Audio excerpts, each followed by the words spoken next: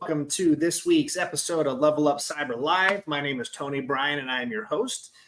Very excited about today's discussion. I think it's one of those that has been a tale as old of time, right? The idea of what are soft skills and how are we going to incorporate them and what are companies looking at. So very excited to dive into that, and also just really grateful for our guest, Chris Hogan with Mastercard today. Chris, welcome to the show. Hey, thank you, Tony, for having me. Appreciate you.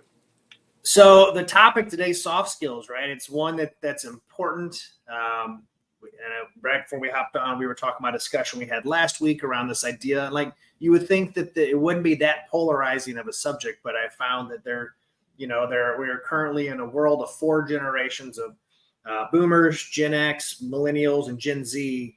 We're all in the workforce, and we all have different mindsets and approaches. So I'm excited to dive into this with you today, Chris, and looking forward to it. But before we jump in, I know you pretty well. Chris, very grateful. Chris serves on our board. He's an incredible leader and is an advocate, and I think just an evangelist for workforce education for youth and for the future, right? Has been a great volunteer for forever.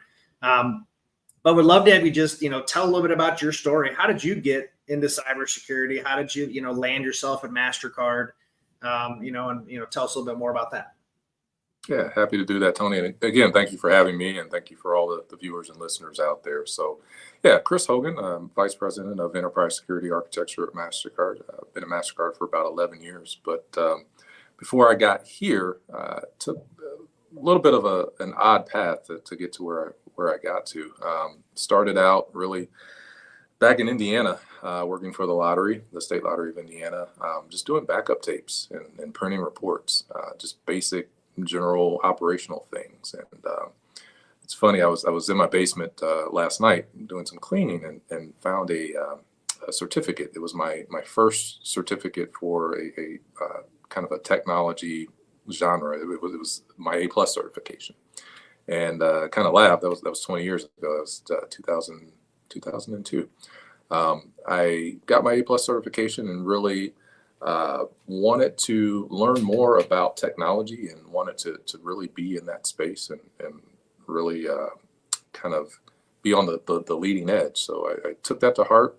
Got a couple of promotions at the lottery, worked help desk, technical support, did server support, did a little bit of network and mainframe support, and then moved into the world of networking and security about 10 years after that. Worked at Enterprise here in St. Louis. Their headquarters is here in St. Louis.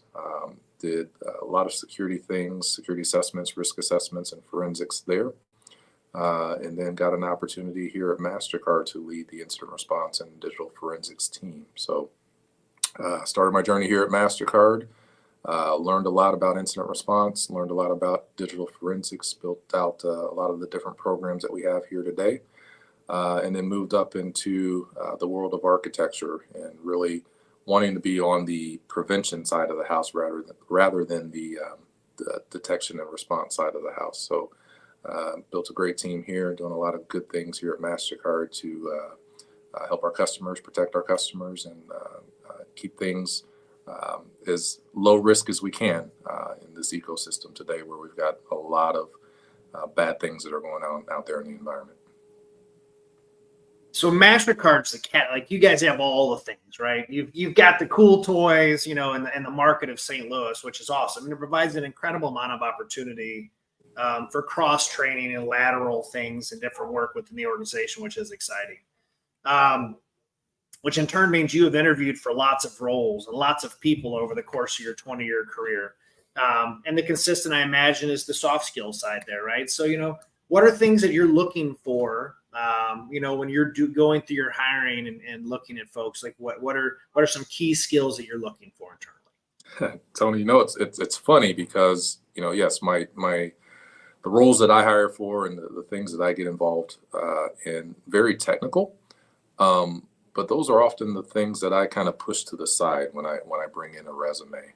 Not to say that the technical is not important. But I think in today's day and age, you can get the experience, you can get the education, you can play with the tools, much more available than they were when I was coming up. So there's a little bit of an assumption as I'm looking at a resume and I see some technical skills on there. What I'm more focused on is, can this person come into the community, come into this ecosystem, and thrive as an individual. It's one thing to stand on your technical skills, but it's another thing to stand on your people and soft skills. And so as I look through resumes, I look at, has this person been involved in speaking engagements? Are they involved in boards? Do they, know how to write reports, things of that nature? And again, you can only glean so much off of a resume, but just seeing some of those things on paper helps me understand that, this person is a little bit more of a people person and could work well with their technical skills in an environment like Mastercard.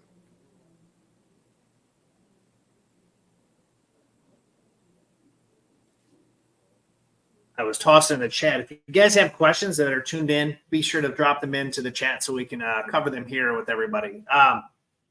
So, all right, fantastic. So have you seen, right? And before we jumped on, because there is such a broad definition of soft skills, right? Like what might be important to me might not be important to you, and vice versa. Do you think that there is just a broad, fundamental 3 primary skills or 5 skills that you think every person should have within it to find some level of success? And I would say I'm gonna say life. We'll keep it broad. We'll say life and work in general, right? Because cyber's one thing, but what just broadly skills. Yeah, no, I think you're right. It applies both on your professional and your personal life. I think for me, I think about it a little bit differently than most people. Some folks will be out there and they'll say, well, you got to be able to speak in front of people. You got to be able to write good emails, things of that nature. I look at it completely differently. I think about it from can you be engaging? Can you engage people? That's really, when you take on a technical role or any role in an organization like a Mastercard or an enterprise or even the lottery, you have to talk to people. And I mentor quite a few individuals, or I have over the course of my career. And the one thing that I try to stress is you got to be comfortable with talking to people. It's funny, like I'm an introvert by nature. Couldn't tell it on this interview, but I had to get comfortable with just being able to open up and talk to people. It took me a long time to do, but the more opportunities that I got to just engage with people and just, how you doing? Having a coffee with just an individual that I met the other day, that really helps plant the seed where you are at in that organization, that you're a person that I can talk to. You're a person that I can engage. So making sure that you're engaging as a person is number one for me. Number two, and I think this is important for leadership, is empathy. You got to be able to connect. You got to be able to understand people. And I think in today's society, today's world, it's somewhat of a lost art. I think empathy is important. Understanding where a person is coming from. Walking a mile in somebody else's shoes. It might sound cliche, but it's very relevant, and I think it makes for just a good, well-rounded person in terms of soft skills. And then empowerment is probably my third. So just being able to empower people through mentorship, through just helping others through problems. And then empowering yourself. We live in the information age where there's information about everything that's out there. What do you do with that information? And then how do you help empower others to do well with that information too? So I look at it as the 3 E's. You're engaging, you're empathizing with people, and you're empowering people as well.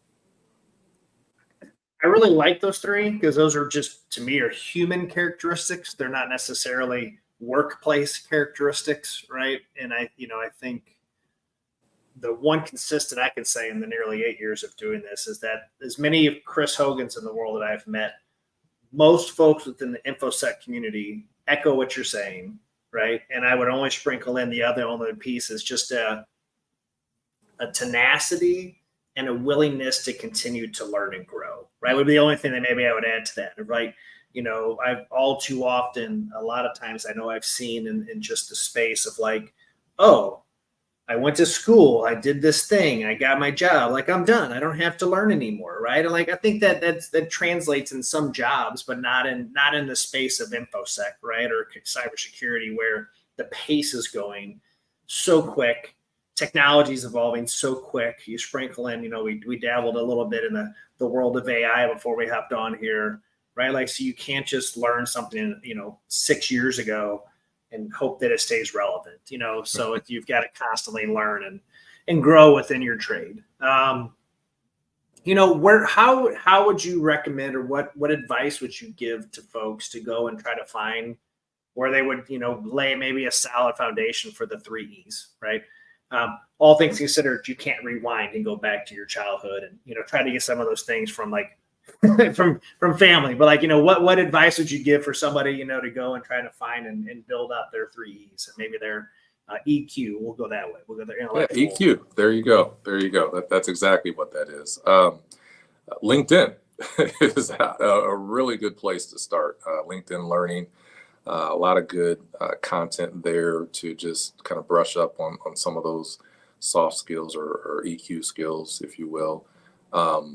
Using that also as a space to connect with groups and people in the community to kind of foster those skills. A lot of LinkedIn groups that are available to connect locally, and that can enable you to have an opportunity to brush up on some of those skills, whether it's presenting, whether it's just talking to people, whether it's getting with a group of people and just empathizing with each other about the day-to-day struggles that you might have at your job.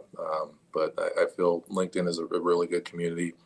There are other kind of local social networks that you can maybe get involved in as well.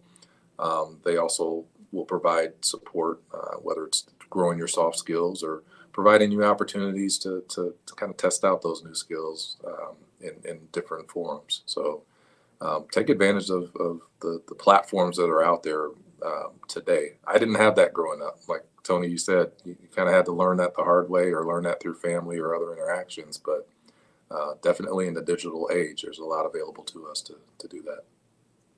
LinkedIn is an incredible tool, right? And there's so much opportunities. And I know, like, every community is a little bit different in their meetup space and what you can do in real time, or like, OWASPs and B-sides and DEF CONs, right? Like, there's only so many opportunities in the market, but LinkedIn does provide a great source of humans and opportunities to learn. And like, I have found personally that the best way for me to grow my skills is simply helping other people do things that I would, maybe I need to be better at. So, just the simple act, and I'm going to totally go off the rails here and talk about like golf. I got a buddy who just got into golf. Him and I sat in a car together, and in the process, as I'm helping him, like teaching him this step to this step and how I would think about shots, I 99% of the time, I don't think that way when I actually play golf myself, but helping him through it, right? I improved my people skills and my empathy, because golf's a frustrating sport. At the same time, I found I was shooting better just by proxy of helping him do the things that I need to do. And I think the same is very translatable to a job or career where, we crawl, walk, and run and do those types of things. Yeah, Tony, let me piggyback on that for a second. Right. Yeah, I'm glad you mentioned that. Mentorship, another great way to kind of hone in on those soft skills. As I mentioned before, I've mentored many over my career, still mentoring many right now. It's a great way, like you said, one, to give back to just people in general. But two, you learn a little bit about yourself, and you learn a little bit about other people by engaging with a mentee. So if you have an opportunity to kind of step up, and if you're in the cybersecurity field or whatever your profession is, then there's someone there that could use some support, or use an ear or something like that. Step up and be that mentor. Connect with that individual. Doesn't have to be anything formal. It's just another outlet for yourself and another outlet for that person to build and to grow together. So that's a great point, Tony. My foot stomp, and I would be remiss not to say it, is if you find yourself being a mentee to a Chris or somebody like Chris, always always be mindful of the time and what you're taking from that person and come prepared for the discussion, right? Like Chris is an incredibly busy human. Any CISO or any cybersecurity professional is going to be an incredibly busy human. So when you come to your 15, 30-minute session, have a, I'm not saying go out and spend hours right now, but come with an agenda, kind of have some takeaways. So when you're done with that time, you both say, okay, great. And have a next step, right? Like, so you're always moving things forward in those conversations. And that responsibility falls on the mentee, not the mentor, right? And that's the one thing I found that just for mentor-mentee relationships, a lot of times mentees expect the mentor to drive the train, and it doesn't always work that way.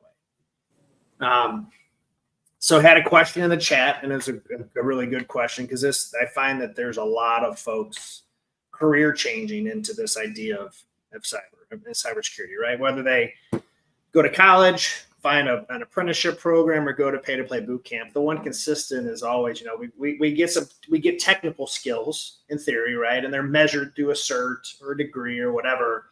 How do you translate those soft skills on a resume to maybe help or highlight the lack of maybe technical experience, and where I would bring some of my past experiences as a career transitioner into more technical role?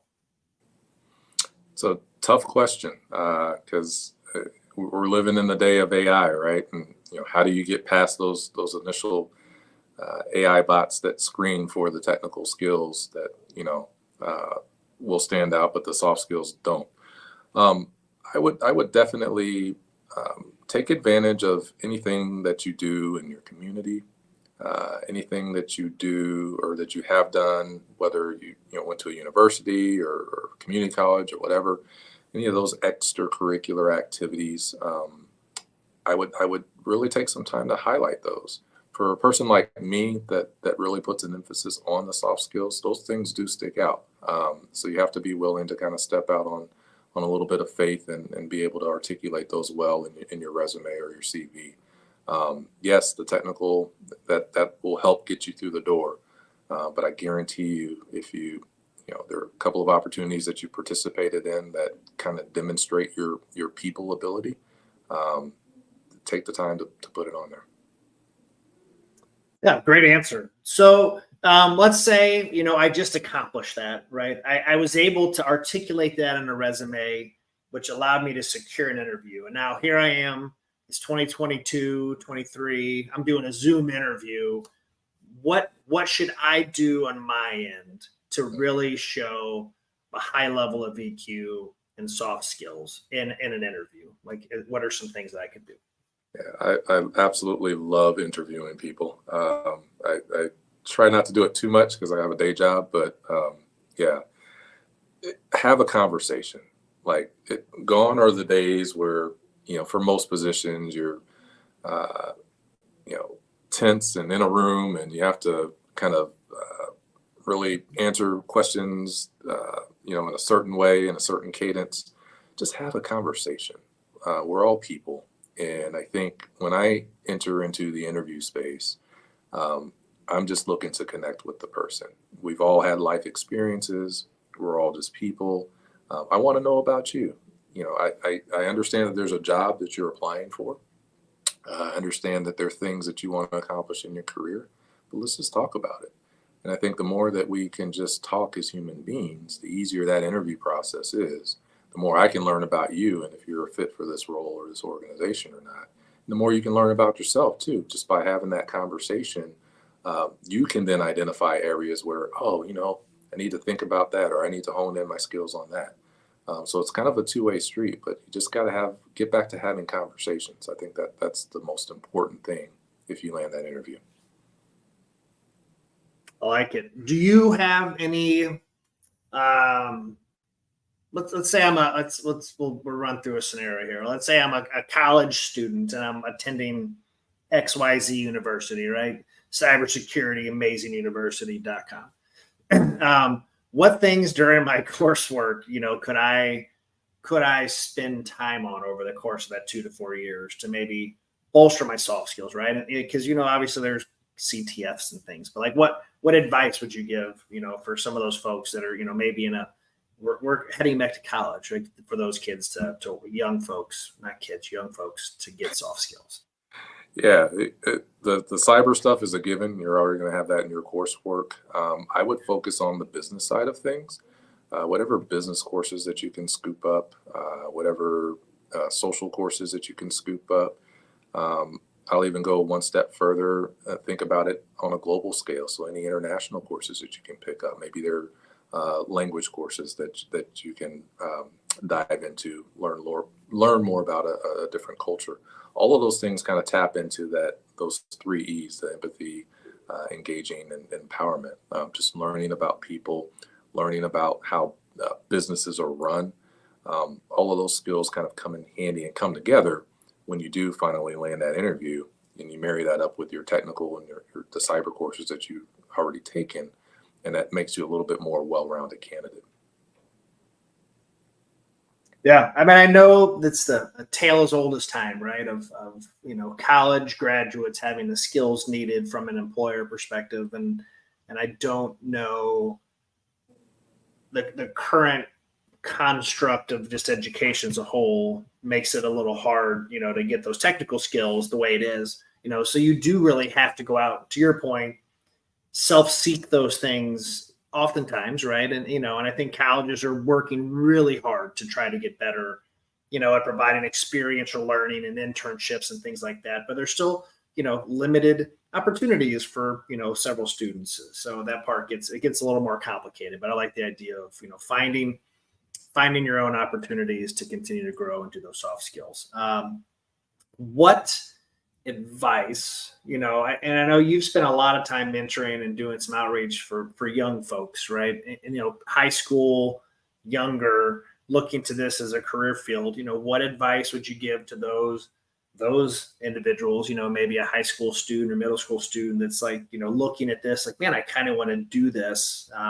What are some things they should focus on around their soft skill development? Yeah. Younger folks, it's really no different. And in fact, I think it might be a little bit easier for them. I grew up in an age where I didn't have the connectivity that our youth today has. We didn't have the Instagram, the Facebook. I'm dating myself now. The TikToks, all the things the tools that the youth have today to connect with people. So take advantage of that. Take advantage of your platform. Speak about things that you're passionate about. Engage with people and bring people into your circles and really create that community for yourself. And in creating that community, you're developing those soft skills, right? You're learning how to interact. You're learning how to empathize with people. You're empowering people just by the content and things that you deliver. So I would say that the youth actually have a little bit of an advantage over people like me that have been in the industry for a while. So you use it for what it's worth. Well, at least you didn't say MySpace, right? So you didn't date yourself too bad. I think we all could say MySpace because we're older, but that definitely would have dated you. So it's one of those, I feel like it's a little bit of a moving target. Do you feel that COVID has changed soft skills to some extent, or what you've seen hiring happening in the world of Mastercard? Has remote work and virtual kind of work changed soft skill dynamic in the workplace? That's an interesting question. I think on one hand, it might make it easier for people to engage because we're pre-COVID, it would be tough getting time with that executive or that CEO. Now they're just a Zoom call away, and more often than not, they're sitting on Zoom calls with you. So I would think in one aspect, COVID kind of helped accelerate those engagements with leaders that you may have otherwise not seen before. But on the flip side of that, I'm a people person. I love being in person. I love shaking hands. I love just being in a room with people. And the remote nature that we've kind of transformed into now has made that pretty difficult. Things just don't translate the same over Zoom or over video as they do in a room. And so that's a little bit of an adjustment for me. I'm sure others out there as well. So it's kind of a little bit of both, Tony, when you think think about that? I know for me, I have found that I've always been an extrovert. My entire life is centered around networking, going out, speaking, doing events, and that all came to a screeching halt in 2020, not just for me, but for the world, right? And so it on one end, it has definitely changed how I manage my time, right? I find when I leave or if I'm going to the office, like I'm gonna stack multiple things, and there's a level of intentionality, which I do like. That's the one pro. I think it's helped, at least for me, and I think probably for more, has helped with the time management and like prioritization of things to do it. But I definitely know that it has changed. I'm sure for a lot of folks, just the motivation level to go out and do those things, because it is just different and it is harder, I think, to build, especially if you're hiring remote folks in different cities and states. That it's harder to build that camaraderie. And I think it'll get easier and easier where younger generations, right? We were having this conversation with my kids last night where, video games are pretty prominent for young folks, or things like Discord and Twitch, right? And so there's a lot of relationships that are built online way more than they were back in the day. So I imagine that will snowball and continue to grow in soft skill development and things like that in the workplace for years to come, right? I don't know if you have any thoughts or to add to that. Yeah, listen, I think we'll continue to evolve. I think COVID taught us a lot about ourselves as people, but I think just from a connectivity and community perspective, I think it did give us the opportunity to accelerate our evolution on how we communicate and how we evolve together. And to your point, whether it's video game communities or social media communities, I think that we'll start to see more of that type of interaction, not just socially, but I think within the workplace as well. You'll start to see the rise of the use of, talking about the metaverse and some of these other technologies that will really help bring people together in ways that we've never seen before. So looking forward to that.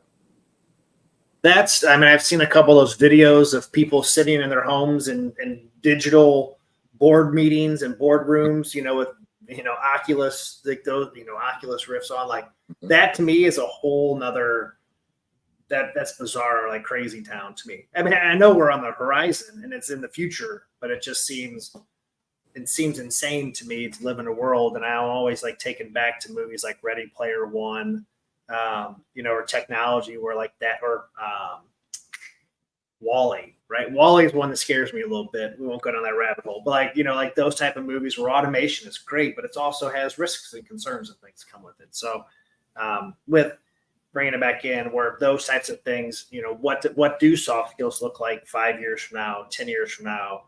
How does it evolve into the workplace, and how does that translate into just the day-to-day of doing things? Like, does this conversation hold water 6 years from now? And your 3 E's, are those 3 E's completely irrelevant in 6 years because of technology? I would hope not.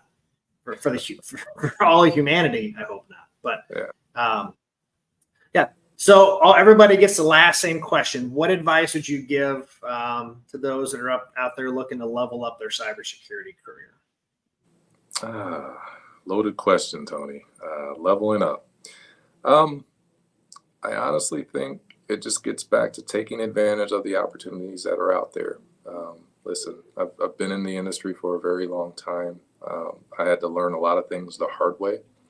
I think where we're at today in society, there's access to just about everything you can imagine. So if you're interested in cybersecurity, whether it's the soft side or the technical side, there are resources out there for you, available, ready, and waiting for you to take advantage of. So Tony, as you mentioned before, it's just having that tenacity and going after it, having that self-discipline to stay with it, and be focused.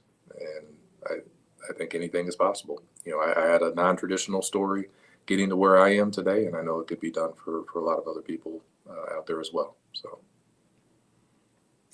we have not scratched the surface, or I have not yet met a person that went to high school got their 4-year degree in this and have worked their way up to you or a CISO level. And I'm sure, that's a very broad stroke. I haven't talked to every cybersecurity professional in the country, obviously, but like, I don't know as we've hit that level just yet that everybody who's in a leadership role right now has come up in a very different, periphery to get to that security side, which is exciting. So we're at to me, a crossroads of like, how this goes and shapes for the hiring for the years to come. But I truly appreciate the insights. Great advice.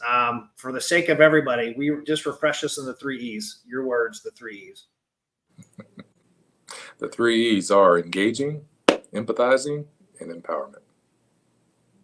All right. I like those words, engaging, empathizing, and empowerment. So thank you for tuning in. Chris, thank you so much for joining us. Next week, we have some exciting guests lined up for the next couple of weeks. Be sure to tune in on that. They'll get posted and dropped here in the next day or two. But I appreciate everybody for listening. Thanks so much for making the show great. Chris, thank you as well. Everybody have a great week. Stay cool outside because it's a little bit warm. So have a good one.